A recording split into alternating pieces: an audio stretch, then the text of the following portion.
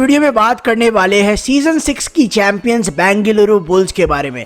Bengaluru bulls की team किन players को कर सकती है सीजन 13 के लिए रिटेन एंड किन प्लेयर्स को रिलीज करने वाली है, इस बारे में इस वीडियो में बिल्कुल डिटेल में जानने वाले। आप चैनल को सब्सक्राइब कर लीजिएगा और बेल आइकन को प्रेस कीजिएगा।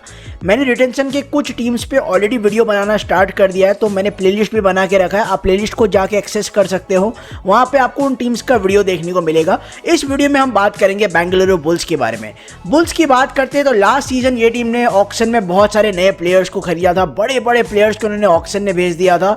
एंड इनके जो नए कोच अपॉइंट हुए थे बीसी रमेश, जो कि पहले पुनेरी पल्टन के हेड कोच, उनके आने के बाद किस तरीके से नए प्लेयर्स का उन्होंने देखा, किस तरीके से प्लेयर्स को स्वीकारा, किस तरीके से बुल्स को वो प्लेयर्स ले गए प्लेऑफ्स में, उनकी बात करते हैं। तो लास्ट सीजन बुल्स की टीम में बहुत सारे नए प्लेयर जुड़े थे, एक मात्र कुछ 2-3 एक्सपीरियंस प्लेयर्स थे। पहले आकाश शिंदे की बात करते हैं, फिर बात करते हैं अंकुश राठी की, फिर योगेश दहिया की, 3-4 ऐसे प्लेयर्स थे थोड़े एक्सपीरियंस थे। बाकी इन्होंने सारा स्क्वाड यंग प्लेयर से भर के रखा था। तो बुल्स लास्ट सीजन क्वालिफाई अपने प्लेयर्स के दम पे हुई, अपने यंग प्लेयर्स के दम पे हुई कि बहुत सारे नए टैलेंट हमने देखा। ये जो एनवाईपी का जो स्काउटिंग होता है ना, जो भी बीसी रमेश के अंडर आते हैं, वो हमेशा बहुत अच्छा परफॉर्मेंस करते हैं। उनको अगर मौका मिलता है लीग में खेलने का, कोई भी टीम में एनवाईपी लेके आती थी, चाहे मैं पुणे की बात करूं या कोई भी टीम की बात करूं, बीसी रमेश के अंडर जो जो प्लेयर्स एज ए एनवाईपी आए हैं बहुत चमके प्रो कबड्डी में, इसको भूला नहीं जा सकता। ठीक है, वो टीम बहुत ज़बरदस्त बनाते थे। और मेरे को लगता है कि एक सबसे पहली बात बता दो कि सीजन 13 में बीसी रमेश को रिटेन कर लिया है बुल्स ने। ठीक है, ऑफिशियल नहीं हुआ है, लेकिन मान के चलो बुल्स ने बीसी रमेश को as their head coach retain कर लिया है। अब आते हैं प्लेयर के रिटेंशंस पे। पहले मैं चलूंगा सबसे पहला कैटेगरी जो है एग्जिस्टिंग एनवाईपी प्लेयर्स का। नॉमिनेटेड एनवाईपी के रूप में बुल्स ने लास्ट सीजन चारों एनवाईपीज का कोटा पूरा किया था। अब ये चारों प्लेयर्स के पास 2 साल का कॉन्ट्रैक्ट है, सीजन 12 एंड सीजन 13। सीजन 12 में अपना पहला सीजन वो पूरा कर चुका है एज अ नॉमिनेटेड एनवाईपी। अब वो अपना दूसरा सीजन जो कॉन्ट्रैक्ट का पूरा करेगा वो करेगा एज अ एग्जिस्टिंग एनवाईपी। ठीक है, तो ये पहला कैटेगरी है जिसमें 4 प्लेयर्स रिटेन होने वाले हैं। पहला नाम आता है गणेशा एच का, जो कि एक राइट ट्रेडर है। लास्ट सीजन इनको 15 मैचेस खेलने का मौका मिला, इन्होंने 35 रेट पॉइंट स्कोर किया। दूसरा नाम आता है पीरती एस करके। अब ये पीरती एस करके जो खिलाड़ी एक लेफ्ट रेडर थे, लेकिन ये लास्ट सीजन खेल नहीं पाए थे क्योंकि रूल आउट हो गए थे, कुछ इंजरी वगैरह हुआ था, एंड बुल्स ने जितेंद्र यादव को साइन किया था। उसके बाद तीसरा एनवाईपी जब बहुत चमका, नाम है आशीष मलिक, जो कि एक राइट रेडर है। 18 मैचेस में 83 रेट पॉइंट स्कोर किया इस रेडर ने, बहुत इंप्रेस किया आशीष मलिक ने। और मेरे को लग भी रहा था कि आशीष मलिक अच्छा परफॉर्मेंस करेंगे। कोच साहब ने ऑक्शन से पहले ही कह दिया था कि आशीष मलिक आपको बुल्स के लिए अच्छा करते हुए देख सकते हैं एज देयर एनवाईपी। एंड चौथा एनवाईपी दीपक शंकर, इन्होंने भी बहुत ज़्यादा इंप्रेस किया। इनका तो बुल्स का सबसे बेहतरीन एनवाईपी लास्ट सीजन दीपक शंकर थे। पहले बुल्स ने अंकुश राठी को खिलाया, लेकिन अंकुश राठी इतना एक्सपीरियंस होने के बावजूद कोई कारण से वो बाहर हो गए थे, या फिर जो भी हुआ है मैं उस पर आऊँगा नहीं। लेकिन अंकुश राठी के बाहर होने के बाद दीपक शंकर जैसे यंग खिलाड़ी को मौका मिला, जो कि लेफ्ट कॉर्नर पोजीशन पे आए खेलने के लिए। एंड उन्होंने 19 मैचेस में 64 टैकल पॉइंट स्कोर किया, जिसमें 5 हाई फाइव शामिल था। एंड वो लास्ट सीजन के एनवाईपी भी थे। New young player of the season भी लास्ट सीजन के दीपक शंकर थे। उनका परफॉर्मेंस से बुल्स की टीम बहुत ज़्यादा खुश है कि उन्होंने बहुत अच्छा किया। इतने कम एज में उन्होंने अपना टैलेंट दिखाया। एंड वो तमिलनाडु त्रिची से बिलोंग करते हैं, बहुत ज़्यादा अच्छा परफॉर्मेंस करके दीपक ने दिखाया। तो चारों एनवाईपी जो थे ना, गणेशा की मैंने बात किया, पीरती की बात किया, आशीष की बात किया, दीपक शंकर की बात की। तो जो चारों एनवाईपीज है ना, बुल्स की एक अपनी लोकल टीम है। ठीक है, जैसे योंबा की अपनी टीम होती है लोकल, हरियाणा की होती है, तमिल धारावास की होती है, वैसे जो बुल्स की जो लोकल टीम होती है, इसमें से चारों प्लेयर्स कहते हैं। इनकी एक टीम है राइजिंग बुल्स, की एक टीम है, उसमें आशीष मलिक भी थे, उसमें दीपक शंकर भी थे, पीरती भी थे, गणेशा भी थे, जितना मेरे को पता है। एंड मैंने कुछ क्लिप्स भी देखा था, बहुत ज़बरदस्त इन्होंने एक परफॉर्मेंस किया। एंड बुल्स के लिए अच्छी बात ये थी कि तीनों 4 में से एक एनवाईपी तो खेल नहीं पाया लास्ट सीजन, लेकिन जो बचे हुए तीनों एनवाईपीज थे उन्होंने अपना काम किया, इसमें कोई शक नहीं है। खास करके दीपक एंड आशीष मलिक, जिन्होंने बहुत अच्छा इंप्रेस किया। तो जो चारों प्लेयर्स है ये आपको सीजन 13 में भी बुल्स में नजर आएंगे। एंड चारों प्लेयर्स का जो रिटेंशन कॉस्ट होने वाला है ना, वो अराउंड 50 से लेकर 51 लाख तक का होगा। यानी चारों प्लेयर्स को अब रिटेन करने के बाद अब 50 लाख रुपए तक खर्च करना पड़ सकता है बुल्स के लिए। और अभी तक सीजन 13 के लिए बुल्स ने कोई भी एनवाईपी के साइनिंग का नाम ऑफिशियली डिस्क्लोज नहीं किया है। अब चलते हैं दूसरा कैटेगरी, जो कि है इलाइट रिटेन प्लेयर्स कैटेगरी का। ये जो कैटेगरी होता है, इसमें वो खिलाड़ी रिटेन हो सकते हैं जो ऑलरेडी ऑक्शन का हिस्सा बन चुके हैं, जो कि वो या फिर वो एनवाईपी या और आरवाईपी का जो पड़ाव है उसको पार कर चुके हैं। पहले बात करते हैं RYP की। मेरे हिसाब से बुल्स की टीम कोई भी खिलाड़ी को रिटेन नहीं करने वाली है रिटेन यंग प्लेयर्स में, क्योंकि मैं स्टेप बाय स्टेप चलूंगा। NYPs का 2 साल का कॉन्ट्रैक्ट के बाद खिलाड़ी एक RYP खिलाड़ी बन जाता है, जिसका कॉन्ट्रैक्ट ज़्यादा से ज़्यादा 3 साल तक हो सकता है।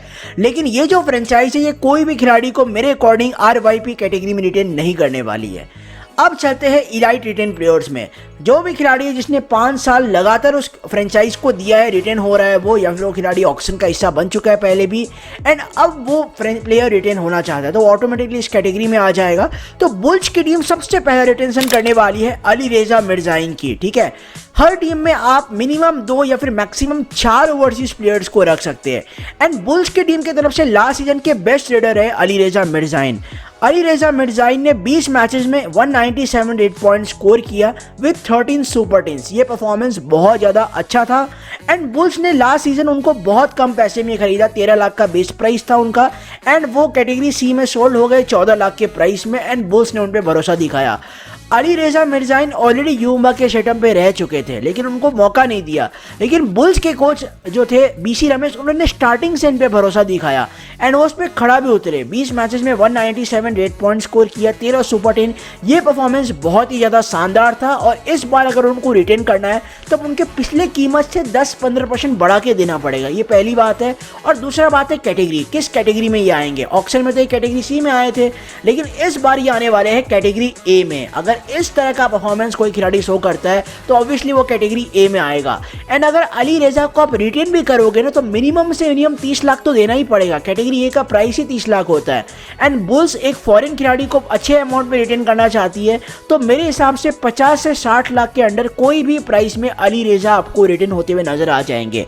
एंड अलीरेजा इस प्राइस से बिल्कुल खुश होंगे। 50 से लेकर 60 लाख के रेंज में आप अलीरेजा को अच्छे प्राइस में रिटेन कर सकते हो। तो मेरे अकॉर्डिंग पहला रिटेंशन अलीरेजा मिर्जाइन का डेफिनेटली होगा एंड BC रमेश उनको बिल्कुल चाहेंगे उनके स्क्वाड में रहने के लिए सीजन 13 में। दूसरा नाम आता है सत्यप्पा मट्टी का। सत्यप्पा की बात करते तो ये शायद ऑक्शन में चले गए थे एंड कैटेगरी सी में आए थे। लोकल टूर्नामेंट में थोड़ा दिखे थे ये चेहरा, लेकिन पहले इनको बिडर्स नहीं में, फिर बाद में बुल्स ने बिड किया लास्ट में कैटेगरी सी में एंड इनको 13 लाख के बेस प्राइस में सोल्ड कर दिया।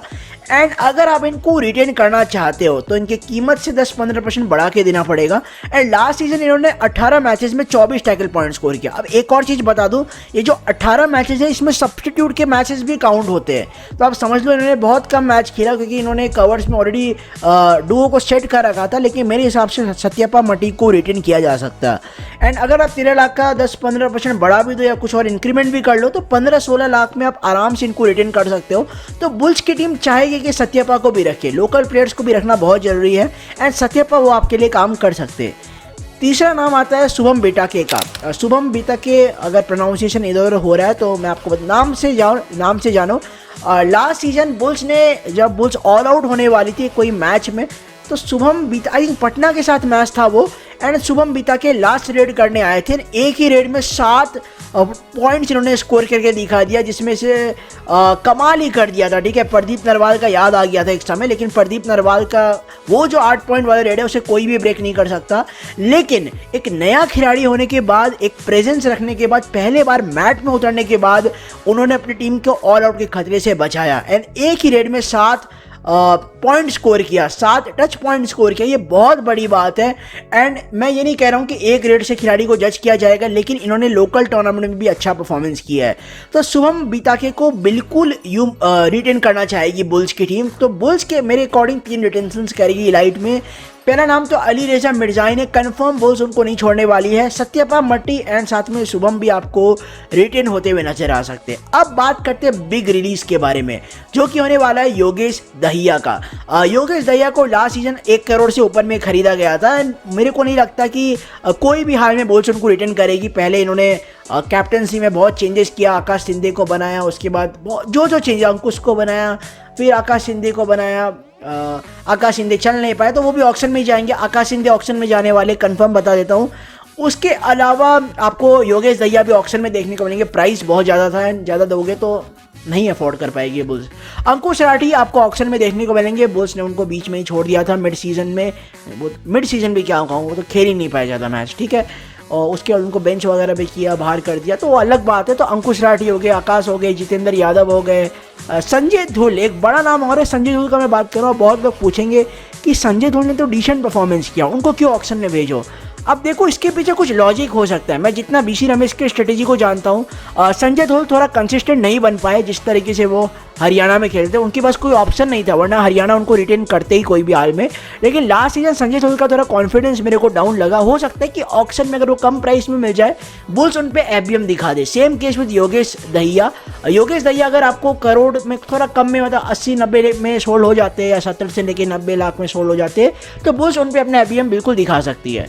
तो ये मेरे अकॉर्डिंग बुल्स के प्रोमिनेंट रिटेंशन होने वाले, जहाँ पे मैंने आपको टोटल 7 प्लेयर्स के नाम बताए। 4 एनवाईपी जिनके पास 2 साल का कॉन्ट्रैक्ट है, जो रिटेन होंगे ही होंगे, एंड 3 इलाइट खिलाड़ियों के बारे में बताया। तो 3 में से आपको अली रेजा बिल्कुल दिखने वाले रिटेन होते हुए, 2 इलाइट प्लेयर्स को भी बिल्कुल बुल्स सोच सकती है, और आरवाईपी कैटेगरी में कोई भी तरह का रिटेंशन मेरे अकॉर्डिंग नहीं होने वाला। तो this was all about Bengaluru bulls retention. Next video में यूपी योद्धास की बात करेंगे कि यूपी की टीम कौन से प्लेयर को रिटेन करेगी। अब आप अगर बुल्स के फैन हो तो आप बताओगे बुल्स को किस प्लेयर को रिटेन करना चाहिए एंड किस प्लेयर को रिलीज करना चाहिए। This was all about bulls video.